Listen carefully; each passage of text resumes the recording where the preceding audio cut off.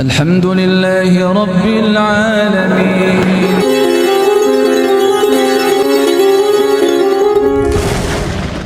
Harta itu bukan disimpan di dalam hati.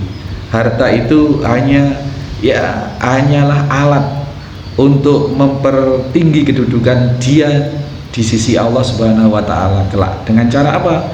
Dengan cara mendistribusikan harta itu di jalan Allah dengan sesegera-segeranya. Karena pada hakikatnya harta yang kita distribusikan di jalan Allah itulah harta yang kita simpan secara sejati untuk kehidupan akhirat kita. Ini orang zuhud, orang yang cerdas, melihat dunia itu hanya fata morgana belaka, hanya omon-omon saja sebenarnya, sehingga tidak mati-matian untuk memperoleh dan mempertahankan dunia.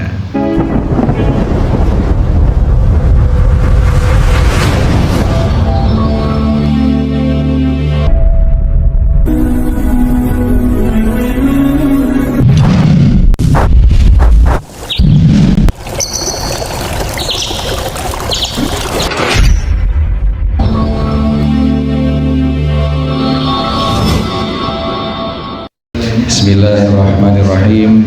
Assalamualaikum warahmatullahi wabarakatuh. Innal hamdalillah nahmaduhu wa nasta'inuhu wa nastaghfiruh wa na'udzu billahi min shururi anfusina wa min sayyiati a'malina. May yahdihillahu fala mudhillalah wa may yudlil fala hadiyalah. Asyhadu an la ilaha illallah wahdahu la syarikalah. Asyhadu anna Muhammadan abduhu wa rasuluhu la nabiyya ba'dah. Allahumma shalli wa sallim wa barik ala Muhammadin wa ala alihi wa sahbihi wa mawalah wa ba'd. Berikutnya kita ketahui bahwasanya dalam hadis ini sedemikian para sahabat itu zuhudnya kepada dunia luar biasa. Zuhud itu apa sih? Zuhud itu berpaling dari dunia karena menganggap dunia itu sedemikian remeh. Berpaling bukan berarti tidak mau dengan dunia, tetapi tidak mendudukkan dunia itu di dalam keutamaan di dalam hidupnya. Dunia bukan tujuan, tetapi dunia ini hanya wasilah, hanya sarana untuk mencapai akhirat. Ini orang zuhud. Orang yang zuhud benar-benar memperlakukan dunia itu ya pokoknya sebagai alat saja. Gambarannya kemarin bahwa kalau menyimpan harta, menyimpan saldo banyak-banyak, misalkan menyimpan apalagi deposito banyak-banyak, ini berarti kurang zuhud. Dia tidak cinta dengan dirinya sendiri, bahwa dunianya itu harus dibawa mati, harus dinikmati sampai ke akhirat. Dia tidak paham. Dikiranya dunia yang disimpan itu akan menjadi miliknya selamanya. Justrulah sebenarnya dunia yang kita kendarai, dunia yang kita jadikan alat, yang akan kita bawa sampai di akhirat kelak itu adalah harta yang kita salurkan, harta yang kita distribusikan. Karena pada hakikatnya harta yang kita distribusikan di jalan Allah itulah harta yang kita simpan secara sejati untuk kehidupan akhirat kita. Ini orang zuhud, orang yang cerdas, melihat dunia itu hanya fata morgana belaka, hanya omon-omon saja sebenarnya, sehingga tidak mati-matian untuk memperoleh dan mempertahankan dunia. Emang nggak boleh Ustadz mengumpulkan harta, mencari harta? Boleh, ya harus itu dicari harta seperti Abdurrahman bin Auf, seperti Utsman bin Affan, para sahabat radhiyallahu anhum yang memang beliau passionnya sebagai orang-orang agnia, orang-orang kaya. Tetapi di hati beliau harta itu bukan disimpan di dalam hati. Harta itu hanyalah alat untuk mempertinggi kedudukan dia di sisi Allah Subhanahu wa taala kelak. Dengan cara apa? Dengan cara mendistribusikan harta itu di jalan Allah dengan sesegera-segeranya. Itu zuhud, itu adalah mengenyampingkan dunia, menjadikan dunia tidak sebagai tujuan tetapi sebagai alat, dan memandang dunia itu ya sedemikian remeh ya. Bahkan dunia itu sesungguhnya, dunia seisinya itu tidak lebih berat dari sebelah sayap nyamuk gitu. Sedemikian remehnya dunia. Kemudian berikutnya yang terakhir yang bisa kita ambil faedah dari hadis yang cukup pendek ini adalah bahwasanya orang yang mati syahid itu dipastikan masuk surga. Dulu sudah pernah kita urai, ada syahidul dunya, syahidul akhirah. Syahidul dunya itu adalah orang yang secara fikihnya memang mati berperang di jalan Allah Subhanahu wa taala. Itu syahidul dunya. Di dunianya hukumnya mati syahid seperti orang berperang di jalan Allah kemudian terbunuh, maka jenazahnya tidak perlu dimandikan, tidak perlu dikafani, tidak perlu disolatkan. Itu mati syahid, syahidul dunya. Syahidul akhirah itu fisiknya, bentuk syariatnya itu mati tidak berperang di jalan Allah. Kedudukannya seperti mati keharusan merawat jenazahnya seperti kematian biasa, tapi kedudukannya di sisi Allah dia sebagai syuhada atau mati syahid. Misalkan orang yang mati tenggelam, orang yang mati melahirkan, orang yang mati tertimpa reruntuhan, atau ya itu diantaranya orang yang mati sedang mencari nafkah misalnya seperti itu syahidul akhirah. Kedudukannya di sisi Allah sebagai syuhada, sebagai mati syahid dan pasti surga, tetapi di dunianya dia harus diperlakukan sebagai jenazah biasa. Tapi Bapak Ibu sekalian, jangan lantas ketika kita bicara mati syahid, orang yang melahirkan mati syahid, orang yang mati tenggelam mati syahid, orang yang tertimpa reruntuhan mati syahid, nanti digeneralisir. Berarti yang mati itu ya dilihat dulu apakah dia ketika tidak mati itu mengikuti perintah Allah apa tidak, dia sholat apa tidak. Mon orang tak abejen kemudian mencari nafkah kemudian mati, ya bagaimana mau mendapatkan mati syahid. Ada orang yang mati melahirkan tapi dalam hidupnya dia tidak sholat misalnya, ya tidak mati syahid. Maka yang tahu benar sejatinya kematian ruhnya itu, kematiannya itu statusnya syahid atau bukan syahid, hanyalah Allah dan Rasulnya saja sebenarnya. Tapi kita diberi clue atau petunjuk secara fisik seperti itu, tapi tetap kita tidak bisa memastikan bahwa seseorang itu mati syahid atau statusnya syahid atau tidak syahid. Demikian Bapak Ibu sekalian, kita masuk pertanyaan-pertanyaan. Mungkin kalau ada pertanyaan-pertanyaan, ini agak mendung, saya sudah masuk waktu suruh. Monggo Pak Yan. Nggak ada nanti. Dari kondisi yang ada, kondisi yang ada kaitannya dengan hadis Jabir.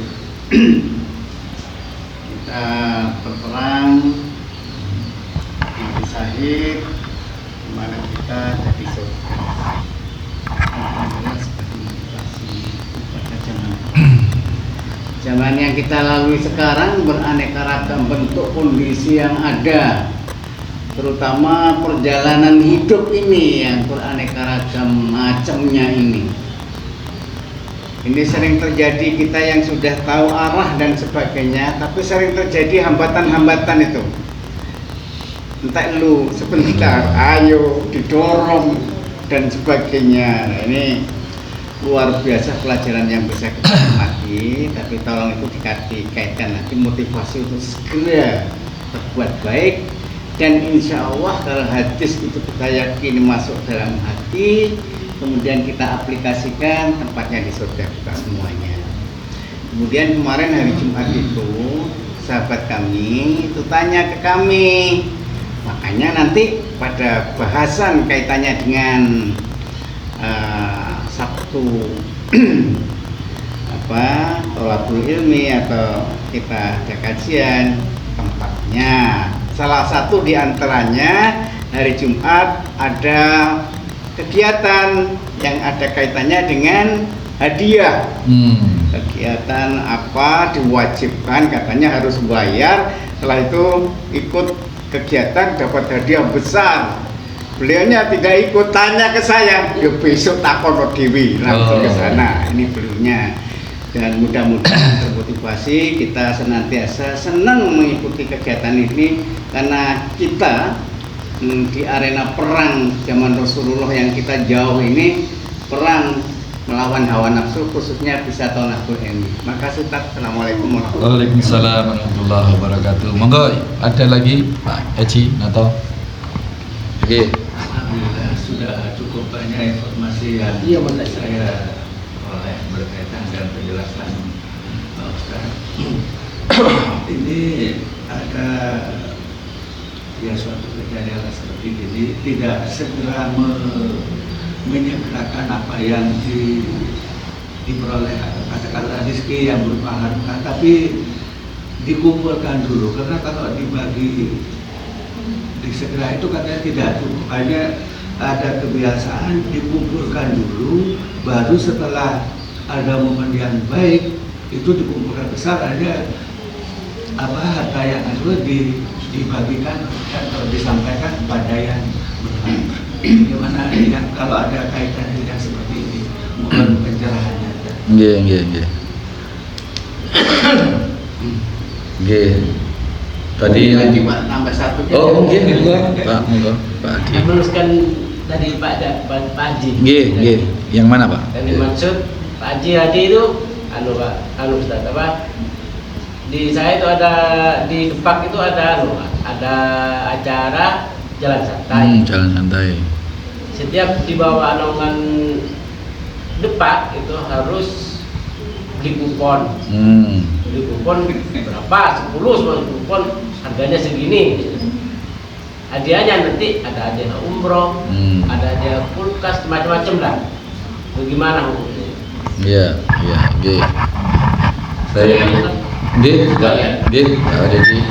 Saya negor jamaah di masjid. Sampean itu sholat apa? Melaksanakan sholat sunat sesudah sholat subuh. Kan sudah ada lagi, tidak ada bagian tuh kan. Ini tadi saya sholat qobliyah subuh. Tadi saya terlambat ke masjid. Apakah boleh dipindah ke belakang? Ini bolehnya ini. Karena mengingat fadilahnya itu kan besar. Bumi langit itu isinya rezeki yang bertubi-tubi. Banyak sekali fadilahnya itu. Betul. Bagaimana? Masjid mana? Dipindah ke belakang. Masjid mana, Pak? Masjid mana? Oh iya.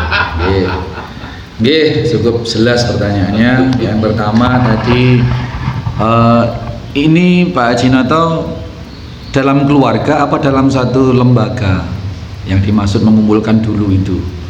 Dikumpulkan dulu kalau sudah banyak, misalkan di suatu organisasi uangnya dikumpulkan dulu, nanti kalau sudah banyak dibagi, atau di keluarga hartanya dikumpulkan dulu, beli sawah kalau sudah cukup. Dalam satu Keluarga. Baik. Begini, dalam satu keluarga ini berarti kan harta pribadi, perlu ya tidak masalah dikumpulkan dulu, nanti kalau sudah cukup dibagi sesuai dengan jumlah anggota keluarga yang mau dikasih sehingga kroso begitu, boleh. Tetapi begini, kita tidak bisa bergambling atau bermain-main dengan umur, Pak Haji. Itu. Jadi ketika seseorang memiliki harta, meskipun ini rencananya mau dibagi itu, tetapi apabila dia sudah keduluan mati atau belum mati tetapi nafas sudah sampai di kerongkongan, ini harta itu sudah langsung bukan jadi milik si mati tetapi milik Allah sebagai harta pusaka. Dan kalau sudah seperti itu, kebaikan dibaginya itu tadi sudah tidak berdampak pada yang mati, karena sudah bukan harta dia, Pak. Jadi harta, ketika orang mati masih meninggalkan harta, harta ini sudah tidak bermanfaat sama sekali buat yang mati, meskipun ini disedekahkan, dibagi-bagi, karena ini sudah menjadi harta waris yang pembagiannya sudah harus versi Allah, tidak boleh versi ketika masih hidup. Kalau masih hidup itu dibagi-bagi, namanya hibah. Ini akan mengalirkan pahala yang luar biasa besar. Jadi karena kita tidak bisa gambling dengan umur, maka seberapapun harta itu sebenarnya disegerakan. Ngerti nggih? Terus masalah undian. Kalau sifatnya ditarik iuran itu adalah sifatnya itu kebersamaan dalam arti ya memang diharuskan atau memang ada satu keharusan, konsekuensi logis dari akad perjanjian ketika masuk kerja, ya tidak apa-apa ya. Tetapi kalau sifatnya ini hanya event-event seperti itu ya, suruh beli kupon diwajibkan, itu dari akad pertama sudah tidak betul. Namanya jual beli itu ya harus diantaranya antarodain, harus ada keridoan dua belah pihak. Itu kalau hukum jual beli itu 3 Pak, ada penjual, ada pembeli, ada di satu tempat, kemudian ada barang yang dijual dibeli, kemudian antarodain, ada kesepakatan dua belah pihak. Nah kalau kupon tadi itu sifatnya itu memang dijual, maka haram hukumnya untuk mewajibkan orang untuk beli kalau sifatnya itu dijual, apalagi sampai ditentukan harus beli sekian. Itu satu. Iya, itu satu ya. Makanya kita harus dudukkan ini, tidak bisa lantas kita jawab halal atau haram. Nah yang kedua, kalau memang pembelian itu bersifat dipaksa, itu sudah batal apa kehalalannya sudah batal, jadi sudah haram. Yang kedua, ketika seseorang beli dengan motivasi, meskipun dia itu rela beli, maksudnya disuruh beli satu, misalkan beli satu bisa ikut undian. Nah saya supaya memperbesar peluang saya mendapatkan hadiah umroh, saya beli 100 misalnya, supaya nanti kalau diundi peluang saya lebih besar. Ini juga sudah namanya sudah maisir, sudah judi Pak, sudah judi. Ini juga sudah tidak diperbolehkan. Jadi praktek yang sedemikian itu, yang praktek yang seperti itu dari beberapa sisi kalau kita kaji, dari akad jual belinya, dari motivasi yang pesertanya, ini juga sudah tidak dibenarkan. Demikian ya Pak ya. Tapi persisnya seperti apa di sana kita kan tidak tahu. Yang ketiga Pak Dedi, sholat 2 rakaat setelah sholat subuh. Kalau niatnya itu sholat qobliyah subuh, maka tidak boleh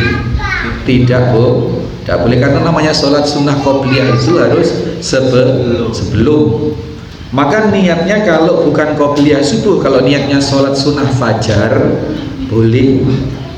Kalau niatnya sholat sunnah fajar itu boleh, karena sholat sunnah fajar itu tidak dibatasi apakah sesudah atau sebelum subuh, karena subuh itu ada di dalam waktu fajar, dan setelah sholat subuh pun masih di dalam, asalkan masih di dalam waktu fajar, maka dia boleh sholat sunnah fajar 2 rakaat. Jadi jawabannya tadi harusnya kalau ditanya, sampai sholat apa kok habis subuh kan nggak ada ba'diyah subuh. Lah saya qobliyah subuhnya saya taruh di belakang, ini tidak boleh. Kalau jawabannya dia tadi itu, Pak saya tidak sholat qobliyah subuh, tapi saya sholat sunnah fajar, itu boleh gitu. Maka kembali pada peristiwa tadi, kalau memang benar jawabannya seperti yang Pak Dedi katakan, saya sholat sunnah qobliyah subuh karena tadi saya ketinggalan, ini tidak boleh. Tapi kalau jawabannya tadi itu maksudnya adalah sholat sunnah fajar dilakukan setelah sholat berjamaah subuh karena sudah ketinggalan tadi, itu boleh. Karena pernah ada sahabat yang demikian, habis sholat subuh berjamaah, Rasulullah sudah habis imami itu langsung ke belakang berzikir. Nah ada sahabat yang kemudian berdiri sholat sunnah 2 rakaat. Kita ditanya loh, persis seperti ada ini, kan nggak ada sholat takbir subuh mas, gitu. Kok sholatnya sholat 2 rakaat, sholat apa itu? Nah kalau jawabannya sholat qobliyah subuh jelas tidak boleh.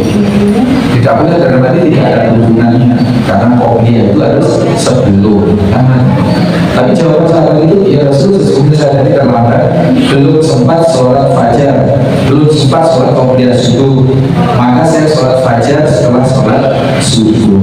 Ini demikian luar biasanya, insya Allah cukup jelas tentang subhanallah wa bihamdihi, asyhadu an la ilaha illa anta, astaghfiruka wa atubu ilaik. Assalamualaikum warahmatullahi wabarakatuh.